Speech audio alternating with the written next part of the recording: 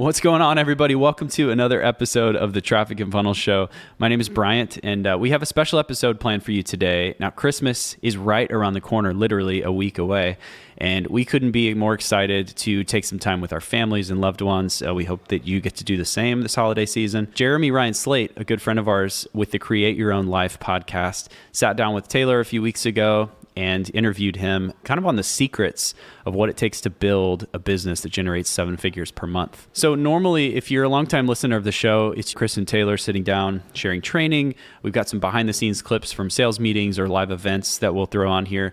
But today's a little different. You get a perspective from Taylor actually answering questions, and you kind of get a behind the scenes look at what it's taken to build what is today Traffic and Funnels. Now, we also do this every month. So if you've heard of Insiders Access Monthly and you're a longtime podcast listener, you've heard about this a lot. But it's actually a way for us to break down what's going on in the business. And every month, Taylor and Chris put together this newsletter where they talk about behind the scenes things that are going on in the business. And you can actually trace this back even beyond 2 years of every month them documenting what's going on here at Traffic and Funnels. So if you really want to know what it takes to build a 7-figure business over time, you can actually get all of the back orders. You can get the whole thing shipped right to your door, or you can get it digital right online. But it's called Insiders Access Monthly, and we want you to check it out. So go to trafficandfunnels.com/IAM. That's trafficandfunnels.com/IAM. That stands for Insiders Access Monthly, and you can get all the details, everything right on that page. But without further ado, here's today's episode on the secrets to scaling a business to 7 figures per month with Taylor Welch. You're listening to the Traffic and Funnels Show.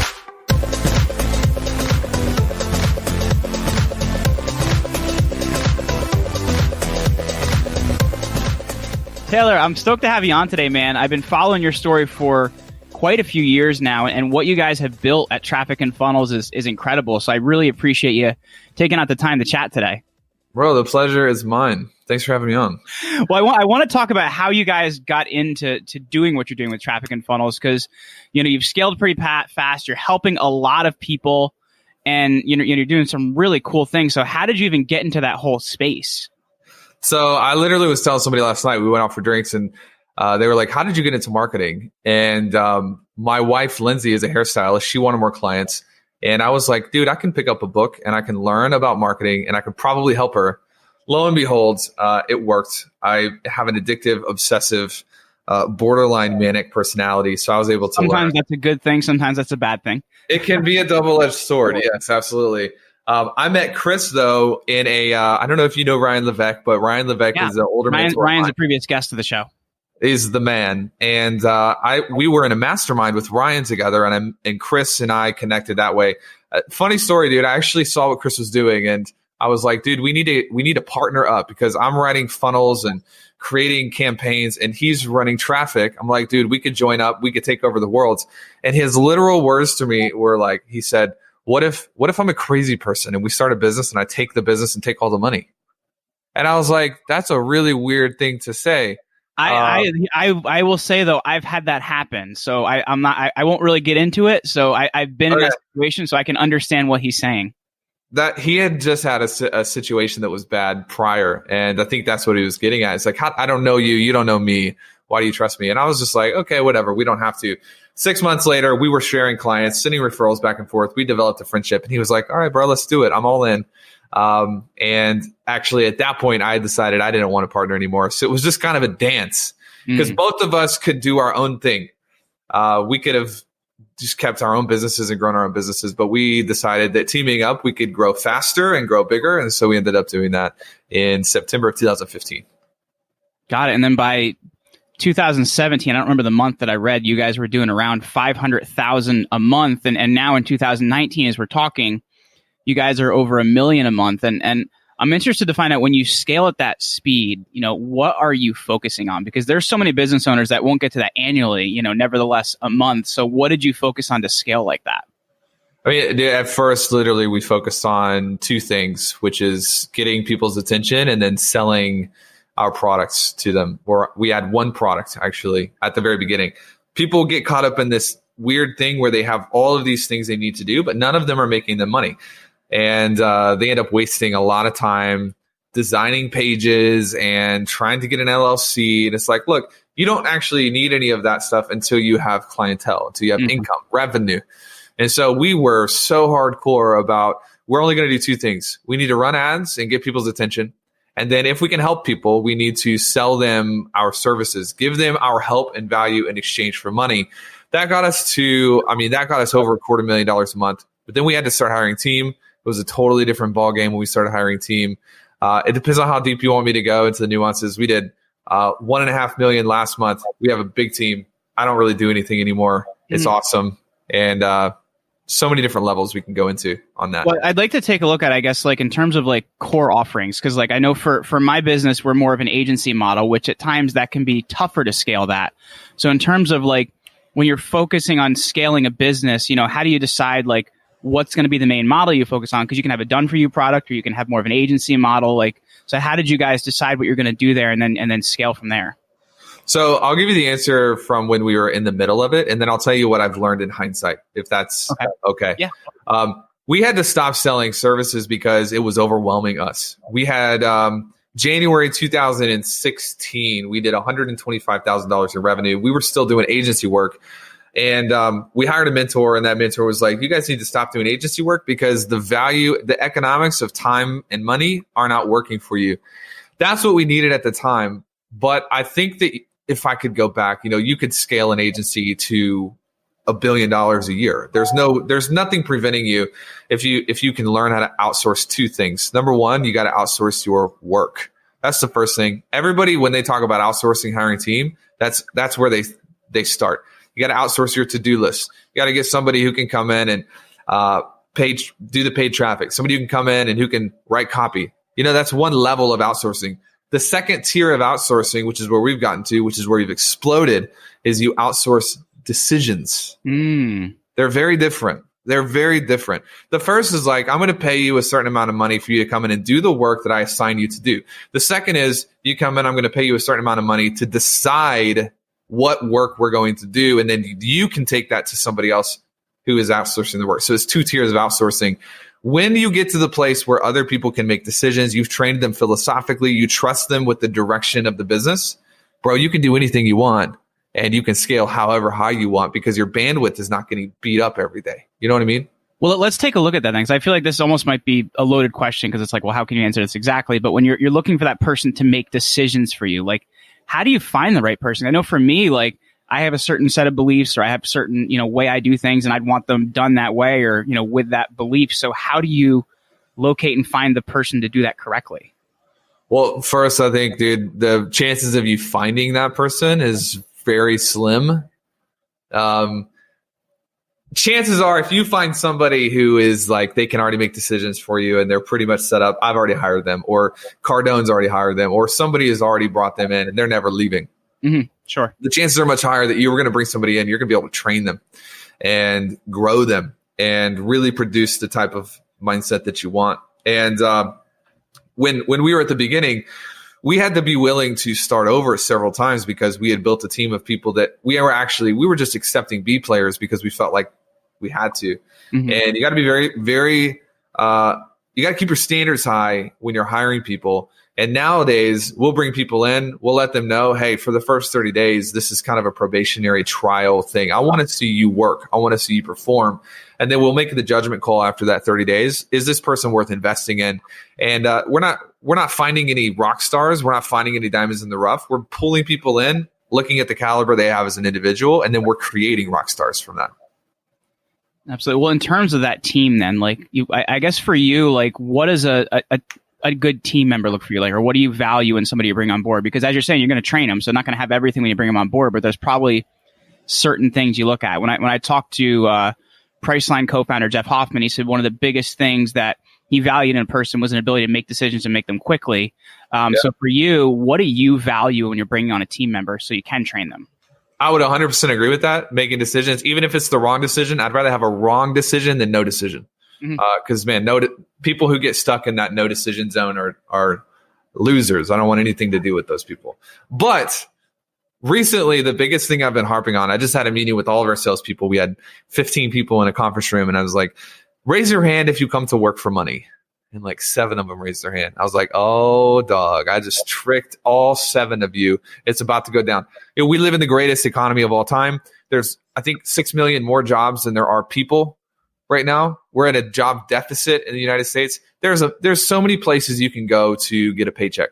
So many places you can go to get a job. I tell my sales guys, I even tell our operations people, I'm like, if you were coming into work every day simply because you need money, I don't want you here, because you can go to anywhere else on the side of the street and you can probably earn a paycheck. Everybody wants to get rich. Everybody needs money. I'm not saying you should work for free, but I'm looking for the missional individuals who can get behind actually what we're doing with people, with our different companies, and really teach them to fall in love with the process, because that's where longevity comes from. If somebody's willing to show up every single day on weekends, they're willing to do whatever it takes. And yeah, like commissions and getting paid, that's a good byproduct of the mission. That's who I want. Those people will be with me a long time. You know what I mean? No, absolutely. Like we just were at an event this past weekend, and my director of business development, like most of what he's paid on is commission. Like a lot of the work that he's done is commission work. And he texted me, I think at like 2 a.m. this morning, telling me about all this event follow-up he was doing, because he was just so excited about like where it's going to take the company. And I think that when you have people on board that think that way, it's really important. I guess for you guys, like, how do you keep people on purpose and remind them of what the purpose of, your company is? Some of it's really simple, man. Like, we talk about what the company is doing and how that impacts clients' lives. I'm amazed how many people that I'll go into their company or I'll look at their team and it's like, they may be doing great things, but they never talk about how what they're doing impacts people. And so it's just a byproduct of environment. Like, we're every single meeting we have at Traffic and Funnels, every single meeting leads with our clients' wins. What are clients? How are they improving their lives? To the dad who's got 3 kids and has been telling his family his whole life he's going to provide enough income to take them to blah, blah, blah. And then he becomes a client, and then he takes his family to how awesome is that we get to be a part of that transformation? We're always talking about that every single day. And I think another part of it is making sure our employees and our team members have their own personal growth missions for their lives. A couple months ago, walked into a marketing meeting and I said, what are you getting out of being a Traffic and Funnels team member personally? What's in it for you? And a couple of the people on the team didn't know. I was like, that's a big problem. If you don't know what's in it for you, the most powerful form of compensation is personal incentivization. It just does not matter. Like, we want missional people, but if there's no personal incentivization, then eventually you will have a bad week, a bad month, a bad quarter. You'll dip out of the game. And so teaching people that, look, it's not just about, what I get out of having a team. It's about what you get out of being a part of this team, and having that partnership relationship has been really motivating to people. Mm-hmm. Absolutely. And I guess to come back to product offerings, Taylor, you talked about, you realized you talked to a mentor, you looked at the agency model and you realized you guys weren't going to be able to scale with it. So once you kind of made that decision, how do you change product offerings so that you can still deliver what you want to deliver, but also do it at a high level? We just stopped taking clients for the old offer and started taking clients for the new offer. There's probably 30 days where there was some overlap, which was pretty intense. But once, if you stop feeding one animal, that animal is going to die, but you start feeding a new one and that one's going to grow. And so there's always a little bit of a crossfade there. Sure. But that's all we did. We just stopped selling agency clients. We started selling consulting clients. And within 30, 40 days, everything was moved over. Cool.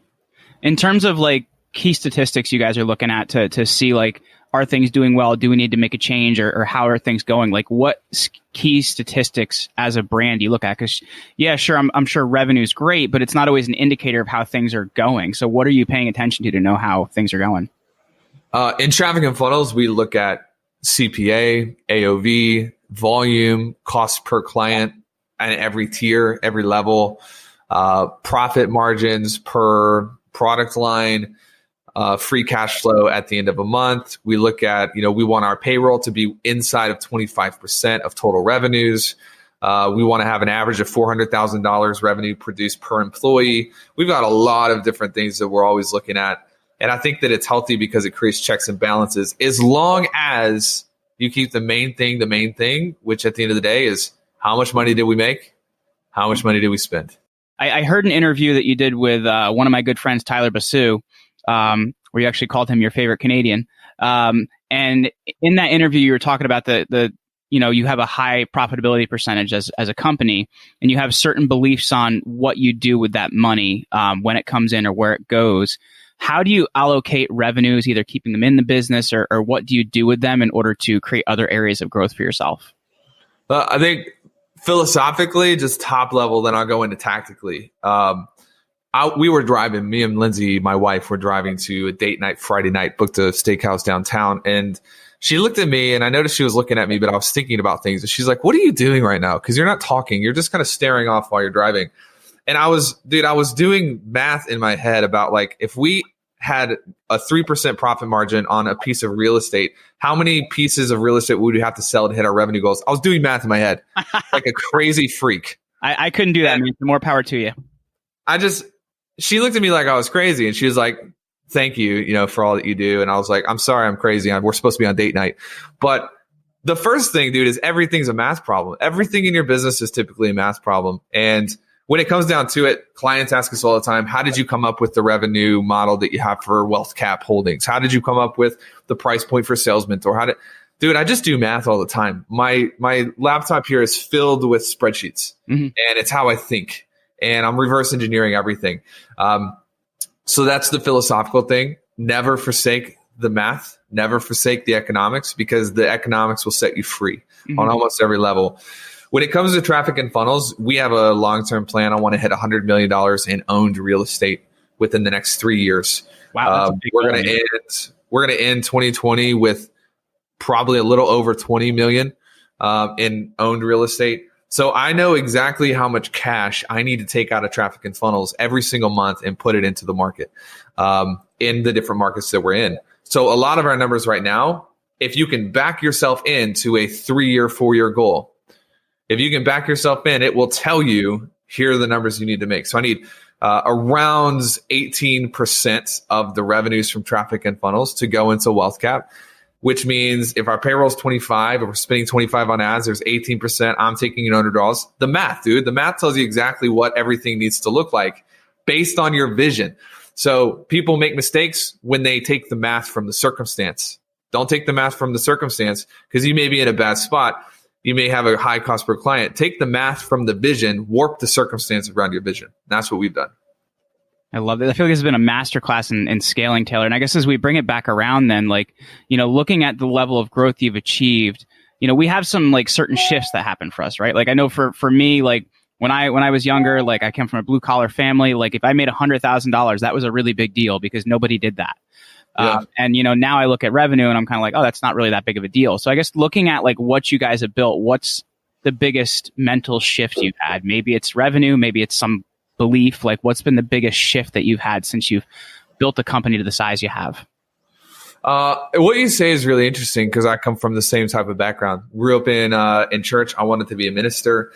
Dude, ministers don't make a lot of money. They're historically I was poor. a theology major, man, so I get it. Dude, so you almost feel like, man, that you get the sense that the biggest thing holding you back is what you believe is possible. And so I was doing this training, and I think this is my answer to the question for some clients who flew into Nashville. And I was like, what you think is good or bad doesn't come from you. It comes from the person sitting next to you. Yep. And it comes from the person sitting across the dinner table. You have to figure out a way to get around people who are doing more than you, faster than you, stronger than you, happier than you, more energetic than you, better physical bodies than you. Everything comes from this idea of mirror neurons and normalization and osmosis. And I think I had this massive shift when I started getting around people who were real players. And some of them I paid to be friends.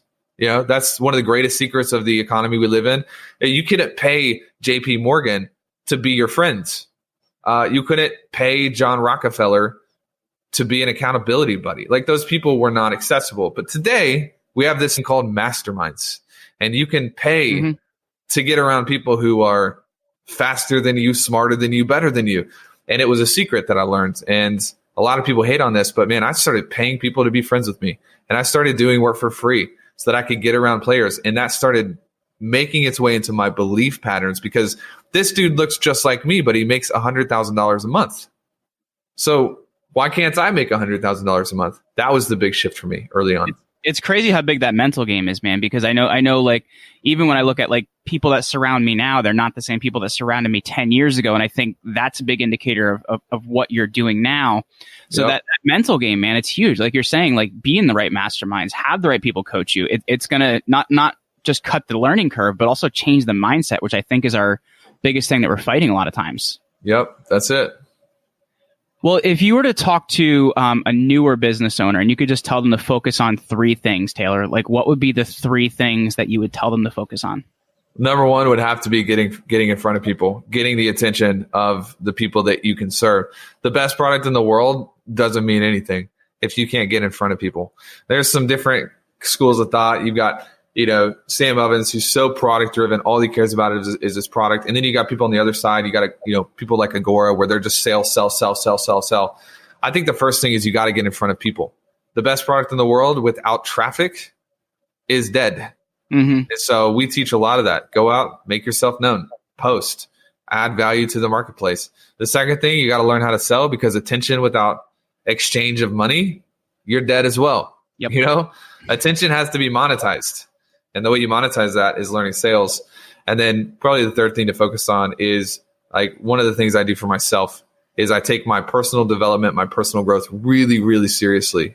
Really seriously. Listening to podcasts like these, it's amazing to me how many people get in their car and they listen to music. Now, I'm not hating on music. I love music. I live in Nashville, bro. It's Music City. But dude, my car, I made a decision a long time ago, was going to become a classroom for me. And I'm going to educate myself every single day, because who I develop into as a person ultimately is going to show up in my bank account, in my family's bank account. And so sometimes you got to make a sacrifice to decide to make a little extra time, consume the right information. And that's really important. It's healthy. Absolutely. Well, Taylor, I read an article for you that you wrote for influensive.com about, things that you're going to focus on a year. And you said that really annually, you should only have 2 to 3 main projects. I'd love to hear if that is still your mindset. And if it is, how do you then decide what those 2 to 3 projects should be? Because there's a lot of things that are vying for our time. Yeah, that is still my mindset. Categorically, 2 to 3 big things. As you grow, though, those big things become more high in the air. For example, one of my things for 2020 is to add 20 million in real estate to Wealth Cap. Well, dude, how many activities are inside of that thing? There's a lot, but that I've grown to the place where I can give individual goals to my team and my leaders, and I can let them go figure out how to do it. When I first started out, my goals were a lot simpler, and I still think that this is the way to do it. What is your income goal? That should be a big target for you. Reverse engineer that.